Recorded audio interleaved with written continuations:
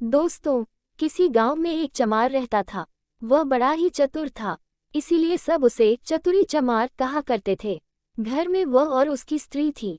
उनकी गुजर बसर जैसे तैसे होती थी, इससे वे लोग हैरान रहते थे। एक दिन चतुरी ने सोचा कि गांव में रहकर तो उनकी हालत सुधरने से रही, तब क्यों न वह कुछ दिन के लिए शहर चला जाए और वहां से थोड़ी कमाई कर लाया। स्त्री से सलाह की तो उसने भी जाने की अनुमति दे दी। वह शहर पहुंच गया। मेहनती तो वह था ही, सूझबूझ भी उसमें खूब थी। कुछ ही दिनों में उसने 100 रुपये कमा लिए। इसके बाद वह गांव को रवाना हो गया। रास्ते में घना जंगल पड़ता था। जंगल में डाकू रहते थे। चतुरी ने मन ही मन कहा कि वह रुपये ले जाएगा तो डाकू छीन लेंगे। उसने उपाय खोजा, एक घोड़ी खरीदी और कुछ रुपये उसकी पूंछ में बांधकर चल दिया। देखते देखते डाकुओं ने उसे घेरा। बोले, बड़ी कमाई करके लाया है चतुरिया, ला निकाल रुपये। चतुरी ने कहा, रुपये मेरे पास कहाँ हैं, जो थे उससे ये घोड़ी खरीद लाया हूँ। इस घोड़ी की बड़ी करामात है, मुझे ये रोज 50 रुपये देती है। इतना कहकर उसने मारा पूंछ में डंडा की खन खन करके 50 रुपये निकल पड़े।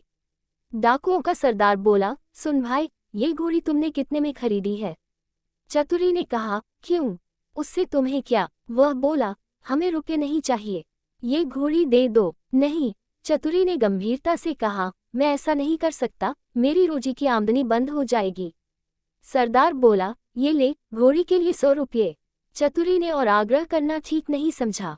रुपये लेकर घोड़ी उन्हें दे दी और गांव की ओर चल पड़ा। घर आकर सारा किस्सा अपनी स्त्री को सुना दिया। उसने कहा, हो न हो, 2-4 दिन में डाकू यहाँ आए बिना नहीं रहेंगे, हमें तैयार रहना चाहिए। अगले दिन वह खरगोश के 2 एक से बच्चे ले आया। एक उसने स्त्री को दिया। बोला, मैं रात को बाहर की कोठरी में बैठ जाया करूंगा।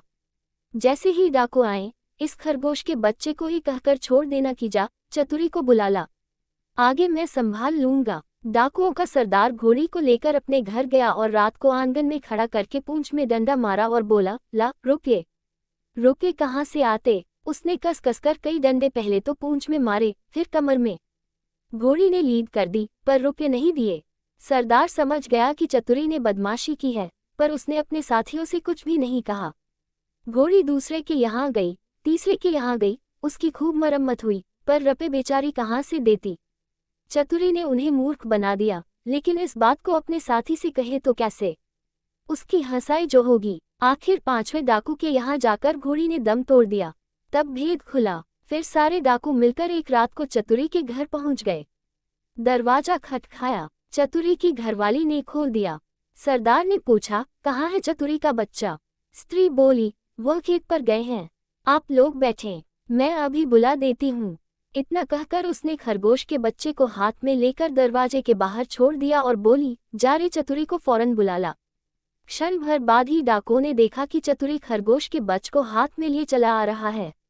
आते ही बोला, आप लोगों ने मुझे बुलाया है, इसके पहुंचते ही मैं चला आया।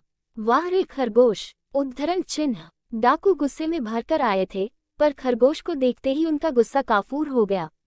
सरदार ने अचरज में भरकर पूछा, ये तुम्हारे पास पहुंचा कैसे? चतुरी बोला, यही तो इसकी तारीफ है, मैं 7वें आसमान पर हूँ, तो वहां से भी बुला ला सकता है। सरदार ने कहा, चतुरी, ये खरगोश हमें दे दे, हम लोग इधर उधर घूमते रहते हैं और हमारी घरवाली परेशान रहती है, वह इसे भेजकर हमें बुलवा लिया करेगी। दूसरा डाकू बोला, तूने हमारे साथ बड़ा धोखा किया है, रुपये ले आया और ऐसी घोड़ी दे आया कि जिसने एक पैसा भी नहीं दिया और मर गई। खैर, जो हुआ सो हुआ, अब ये खरगोश दे। चतुरी ने बहुत मना किया तो सरदार ने 100 रुपये निकाले। बोला, ये ले, ला दे खरगोश को। चतुरी ने रुपये ले लिए और खरगोश दे दिया। डाकू चले गए। चतुरी ने आगे के लिए फिर एक चाल सोची। उधर डाकुओं के सरदार ने खरगोश को घर ले जाकर अपनी स्त्री को दिया और उससे कह दिया कि जब खाना तैयार हो जाए तो इसे भेज देना, और वो बाहर चला गया। दोस्तों के बीच बैठा रहा। राह देखते देखते आधी रात हो गई, पर खरगोश नहीं आया, तो वह झल्लाकर घर पहुंचा और स्त्री पर उबल पड़ा। स्त्री ने कहा, तुम नाहक नाराज होते हो, मैंने तो घंटों पहले खरगोश को भेज दिया था। सरदार समझ गया कि यह चतुरी की शैतानी है। वे लोग तीसरे दिन रात को फिर चतुरी के घर पहुंच गए। उन्हें देखते ही चतुरी ने अपनी स्त्री से कहा, इनके रुपये लाकर दे दे। स्त्री बोली, मैं नहीं देती, नहीं देती। चतुरी गरजा और उसने कुल्हाड़ी उठाकर अपनी स्त्री पर वार किया। स्त्री लहूलुहान होकर धरती पर गिर पड़ी और आंखें मूंद गईं। डाकू दंग रह गए। उन्होंने कहा, अरे चतुरी, तूने ये क्या कर डाला? चतुरी बोला, तुम लोग चिंता न करो, ये तो हम लोगों की रोज की बात है, मैं इसे अभी जिंदा किए देता हूँ। इतना कहकर वह अंदर गया और वहां से एक सारंगी उठा लाया। जैसे ही उसे बजाया कि स्त्री उठ खड़ी हुई। चतुरी ने उसे पहले से ही सिखा रखा था और खून दिखाने के लिए वैसा रंग तैयार कर लिया था। नाटक को असली समझकर डाकुओं का सरदार चकित रह गया। उसने कहा, चतुरी भैया, ये सारंगी तू हमें दे दे।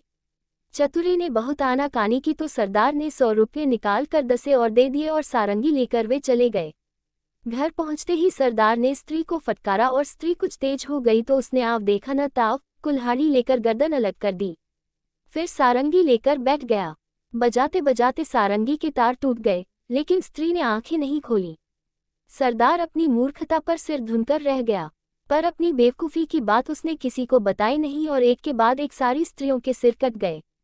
भेद खुला तो डाकुओं का पारा आसमान पर चढ़ गया। वे फौरन चतुरी के घर पहुंचे और उसे पकड़कर एक बोरी में बंद कर नदी में डुबोने ले चले। रात भर चलकर सवेरे वे एक मंदिर पर पहुंचे।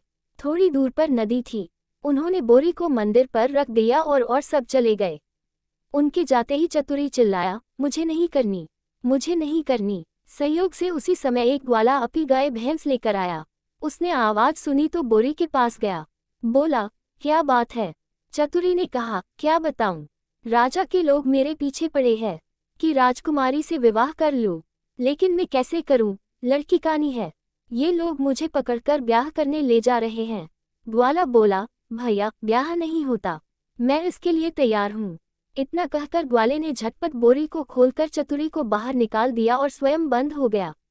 चतुरी उसकी गाय भैंस लेकर 9-11 हो गया। थोड़ी देर में डाकू आए और बोरी ले जाकर उन्होंने नदी में पटक दी।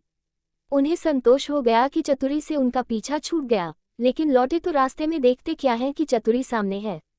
उन्हें अपनी आंखों पर विश्वास नहीं हुआ। पास आकर चतुरी से पूछा, क्या बे, तू यहाँ कैसे?